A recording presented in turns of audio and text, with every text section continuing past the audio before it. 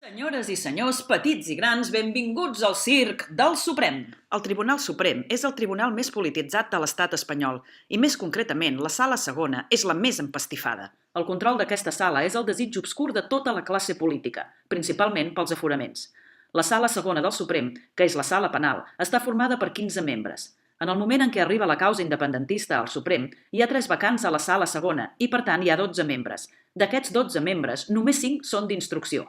Per repartir la causa entre aquests 5 membres s'ha de fer per una raó d'antiguitat. Però Llarena no feia ni un any que estava a la sala del Suprem, mentre que hi havia membres que tenien un llarg recorregut. Per tant, va ser un nomenament edit per interès propi o per pressió política de Carlos Lesmes. Carlos Lesmes és el president del Tribunal Suprem i del Consejo General del Poder Judicial i, evidentment, té un perfil molt conservador.